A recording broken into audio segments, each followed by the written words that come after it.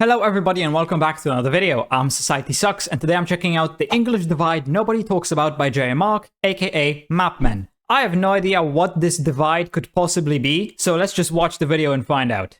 Today we're taking a sideways look at how we divide up England. Welcome to Mapmen. We're the men, And here's the map.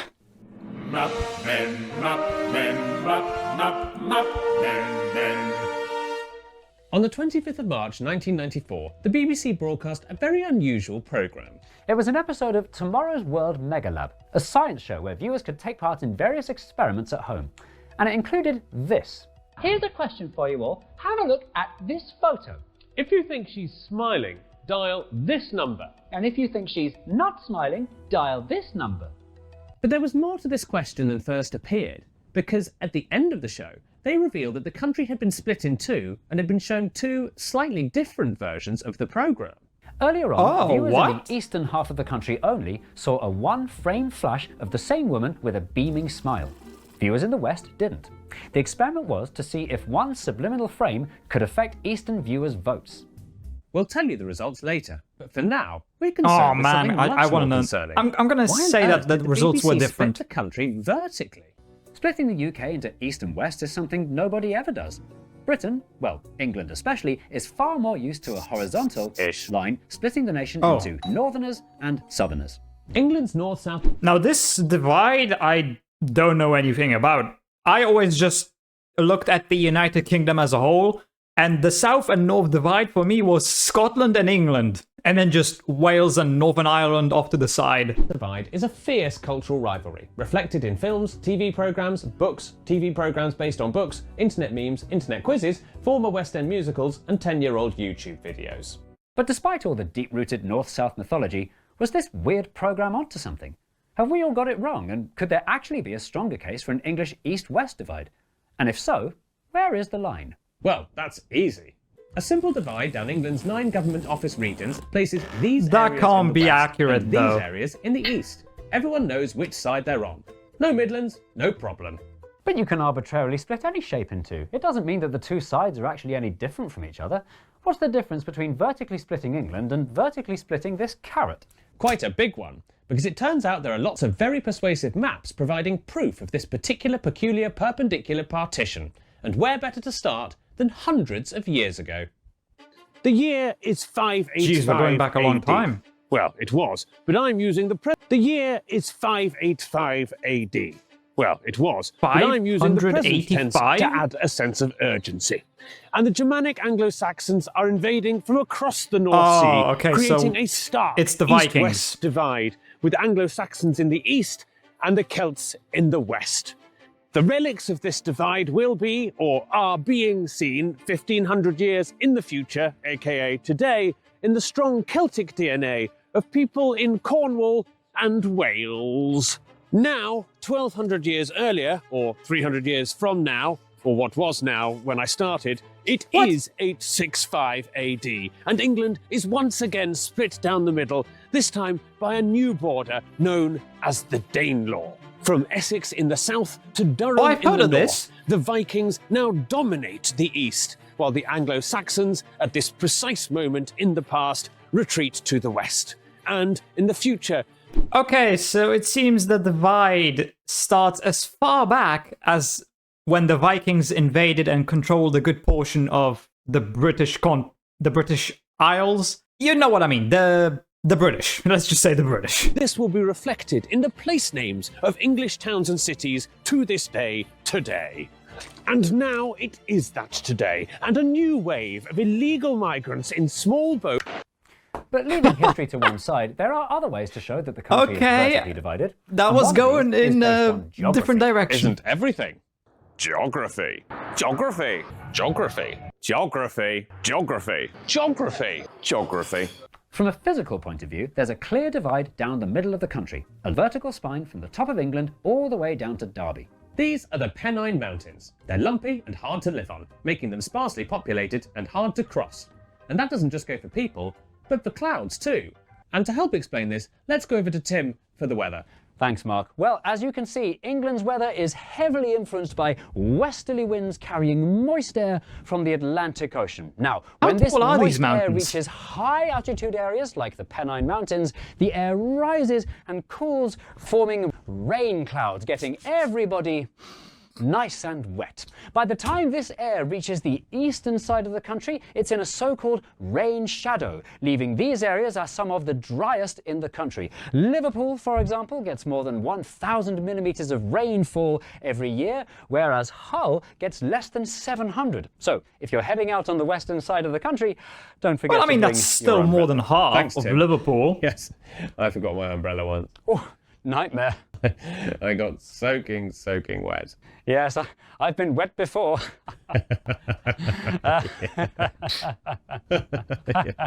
Getting wet. We'll be right back. Well, welcome to the final week of your identity the fraud sponsor course. segment. Looking around the room, I'm very excited to I've been read told these their to all of sponsor you segments under are your new good, so I'll stolen watch it. identities. Should we start with David, or should I say Admiral Campbell? Yes, I've stolen more than £30,000 from the real Admiral Campbell by taking out lots of credit cards in his name. I salute you. Brother Nick, introduce us. So, Nick is from a Franciscan order in Puglia. Had to learn a bit of Italian, but got an EU passport. Really useful if you end up on the run. Okay, Pete. Oh, you're still Pete. I couldn't steal an identity. What? Why not? I tried. I picked a guy my age. I tried to hack his data through multiple brokers, but there was no trace of them. That's impossible. It's not, because it turns out he had Incogni. What's Incogni, dear? Incogni, the sponsor of the video that this advert is in the middle of, is an automated service that searches for data brokers and contacts them on your behalf with a legal demand to delete your personal data from their databases, keeping you regularly updated and keeping your identity safe online. They even have a custom removals feature, allowing you to also input a link where you found your data online, and Incogni's privacy specialist will take care of the rest. In fact, it was such a good deal that I'll be Incogni honest, myself. I don't trust sites which delete your data, you know, they get rid of it so that people can't steal it. I don't trust any of that. Those sites which say they delete your data, they probably sell your data themselves anyways. I don't trust any sites. What? So did I. I get a discount by clicking link in description and using. Why does he have a code Soviet NAPMAN hat? to get 60% off annual subscription. Hang on, guys. Let's not reward the enemy. What about the last few weeks? I'm terribly sorry, but with Incogni keeping everybody's identities so safe, this all feels rather pointless. Oh, maybe you're right. Maybe there's no future in identity fraud. Oh, that definitely So- is. Who wants to become a burglar? Yeah, that's back. easier. Another phenomenon dividing England vertically and keeping the east and west sides of the country separate is transport links. Or lack thereof. London, despite being tucked away in the bottom right corner of the country, is the nation's capital and only megacity, sucking all motorways and high-speed railway lines in its direction. What this means is, Obviously. England is very well served by vertical transport links, but horizontal ones, especially ones far from Ah, London, are they slow, basically don't limited, exist. and usually a poorly thought out afterthought. I mean, And they I'm do, proud just to announce they're today not that great. This government is investing more than £400 in an east-west bus link connecting Manchester to Sheffield in just 3.5 hours. Oh, be grateful, it's more than you've had in the last 50 years. A combination of a mountainous middle and Yep. magnetic metropolis makes a strong case for a transportational east-west divide. But there's something even more important than trains. No, there isn't. The economy.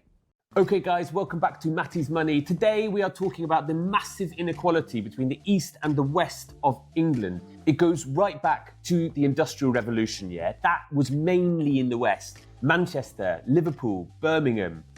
Okay, yes, Leeds, Sheffield, I hear you, but not so much, yeah? And that is because the soft water is more suitable for making textiles. And so the east got left behind. That's just a fact, yeah?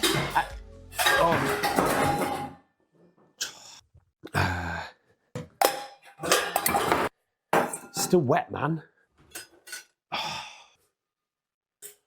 What's even going on at this point? I get he's making fun of some of those channels which make crappy videos like that. But can we get back to the topic of the video? What's weird, yeah, is that today that divide is back. Since the financial crash, the Northwest has grown 50% faster than the Northeast. You don't need me to tell you that is massive, yeah? And the West Midlands as well, they've grown 20% faster than the East Midlands. Lincolnshire, Rutland. It's like, where even are they? Nobody knows where Rutland is. I don't. So, with all this I don't know where any geographical, city other than historical, London is economical, in the UK. Educational basis for such a strong side-by-side divide, why is it never talked about? Why hasn't an East-West cultural divide emerged? Why are there no East versus West memes? Why no chance of dirty East Probably and- because nobody really cares. The answer is that the East-West divide has a major flaw. England is like the plot of Avatar, long and thin. And this causes two problems. Firstly, I've never the seen divide is Avatar. so easy to draw, it makes any clickbaity quizzes, where is the East-West divide, no fun at all. And second of all, with such a long vertical divide, far more people would find themselves on the same team as people hundreds of miles away, but a different team from people just down the road. It doesn't make sense for Leicester to be enemies with Birmingham, but friends with Brighton and Berwick-upon-Tweed. One single region stretching from Carlisle to Cornwall can't be expected to coalesce and create a combined community. And you can tell just by listening to it. England, despite being one of the smallest big countries in the world, has perhaps the largest variation of dialects and accents. A gifted linguistics professor could listen to someone say this sentence and place them within 50 miles of their house. But it doesn't take a gifted linguistics professor. Listening to people from the United Kingdom talk, it's horrendous. They all just sound so weird. It's always different too, because, I mean, and we obviously know why. Sometimes I can't even understand what they're saying without subtitles. I would hate to actually live there. How do they understand each other? To hear that sentence and place it broadly in either the North Don't run a hard water bath. or the South, Don't run a hard water bath. and that, let's face it, is a huge part of why the North-South divide has become such a cultural phenomenon in a way that East-West never could. Because you can immediately hear which side you're on, the North-South divide has caught on, been reinforced, and become a thing. And, rightly or wrongly, the two sides perceive each other differently. Which, it turns out, is precisely why Tomorrow's World Mega Lab used this weird East-West divide in the first place. The experiment to prove whether one frame could change your brain would only work Geography. if the two sides were, in every way possible, equal. If they'd used the more traditional North-South divide, the audience might not have believed the outcome and put the result down to a cultural difference between the two sides. Yeah, that's possible. Nout. Us Northerners don't know a smile when one slaps us in the face because we're so bloody miserable. Is this a smile? I don't feel like I've learnt a thing. What do you mean? Well, all Same. we've done is find out that the East-West divide doesn't work, so it doesn't help in any way when it comes to understanding our country better. Not so. How? Whilst a single East or single West national identity may be missing in action, the East-West divide can still be a very useful thing to consider if we integrate it with the North-South divide. By using two simultaneous axes to break up the country, we create four distinct regions: Northwest, Northeast, Southwest and Southeast. This combined compass quarters categorization gives us the best of both worlds. A map marked not only by strong historic and geographic boundaries, but also reflected in strong cultural differences and feelings of identity between the regions. And still broad enough to retain all the fun of making sweeping generalizations about the entire populations of huge chunks of land. Perhaps this new, better Northwest, Northeast, Southwest, Southeast divide We're still working on the branding. could make for stronger identities, better memes, funnier stereotypes, making it I'll be completely honest, I have never seen memes about different parts of England. I've just seen memes about British people in general. less likely you'll be put on the wrong side and finally getting rid of the Midlands once But that and might for just all. be because I don't So, what live were in the results of UK. Tomorrow's World Megalab's experiment about subliminal frames. It made absolutely no difference. Oh, yeah, I'll be honest, I don't feel like I really learned anything with this video. To me, all British people are still the same. East, West, South, North, doesn't really matter. Well, not British, English people. I don't really know what else to talk about here. I mean, the only thing I really know about Britain still is the fact that its government is incompetent as hell and can't get anything done. There's memes about British people having bad teeth, which I still don't understand that meme. I mean, Why British people specifically? I don't get it. Apparently, the people watching my videos, the second highest percentage of my viewers are from the United Kingdom. So, I don't know, tell me. Why do people say you have crappy teeth? I don't understand it. And yeah, I mean, that's really nothing else for me to say. So just, I hope you enjoyed. If you did, please leave a like, subscribe, comment. And if you want to see more videos like this one, check out this video right here. And with that, I hope I'll see you in the next video.